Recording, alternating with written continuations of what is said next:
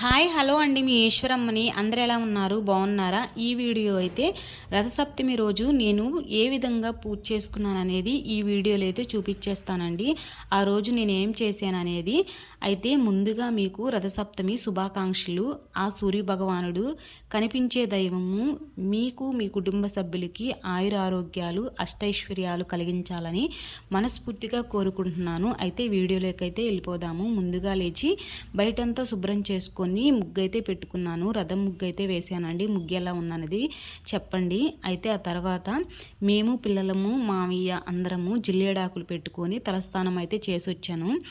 తలస్నానం చేసి వచ్చిన తర్వాత గడపలైతే పూజించుకొని ఆ తర్వాత తులసమ్మ దగ్గర అయితే నేను పూజ చేసుకోవాలని అక్కడైతే పసుపుతోటి శుభ్రం చేసుకొని ముగ్గు అయితే పెట్టుకున్నానండి. ఇంకా మామయ్య చేత సూర్య భగవానుడికి ఆర్జ్యం అయితే ఇప్పించాను.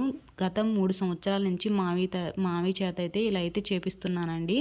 ఆ తర్వాత నేను ఈరోజు పాలు పొంగితే చాలా మంచిదని చెప్పి పాలైతే గ్యాస్ మీద అయితే పెట్టాను. అయితే సూర్యకిరణాలు పడే చోట పిడకలను పెట్టి పాలు పొంగిస్తే ఇంకా మంచిదండి. మనకు కుదరలేదు కాబట్టి నేను ఈ విధంగా అయితే చేస్తున్నాను. అయితే ఈరోజు బియ్యం కడిగి కూడా మనం పొంగల్ చేయకూడదు. అందుకని చెప్పి నెయ్యితోటి శుద్ధి చేసి పొంగల్ అయితే చేస్తున్నానండి. ఇంకా నేను పిల్లలను పాలు పొంగిన తర్వాత 3 గుప్పుళ్ళు అయితే వేసి పొంగల్ అయితే చేస్తూ ఉన్నాను. అయితే ఒక పక్క పొంగల్ చేస్తూనే ఇంకో పక్క నేను చిక్కుడుకాయలతో రథం చేసుకొని పూజకన్నీ కావాల్సినవన్నీ సమకూర్చుకుంటూ ఉన్నానండి పిల్లలతో కలిసి. పిల్లలైతే నాకు ఈరోజు చాలా హెల్ప్ చేశారు, స్కూల్ లేదు కదా. ఇంకా ఆ తర్వాత ముందుగా అయితే నేను పూజ దగ్గర గణపతిని అయితే చేసుకుంటున్నానండి. ఎందుకంటే మనం ఏ పూజ చేసినా సరే ముందుగా గణపతి పూజ అనేది చాలా ముఖ్యము. ఇంకా గణపతి పూజని అయితే చేసుకోవడానికి రెడీ చేసుకొని ఆ తర్వాత గోధుమల దీపం పెట్టుకుంటే చాలా మంచిదని తెలిసి ఇంక ఈరోజు అయితే గోధుమల దీపం ఫస్ట్ టైం అయితే పెడుతున్నానండి. ఇంకా గోధుమలను అయితే ముందుగా ఎలా పెట్టాను అనేది చెప్తాను. ఒక గిన్నె పెట్టుకొని దాంట్లోకి 5 జిల్లేడాకుల్ని అమర్చుకొని గోధుమలు పోసి పసుపు కుంకుమ పూజించుకున్న ప్రమిదిని పెట్టి 7 బొత్తులు వేసి దీపారాధన అయితే చేశానండి. దీపారాధన చేసిన తర్వాత ప్రసాదాలకి నేను ఈరోజు ఏం చేశానంటే రేగి పండ్లు, చెరుకు ముక్కలు, పొంగలైతే నైవేద్యంగా అయితే పెట్టానండి.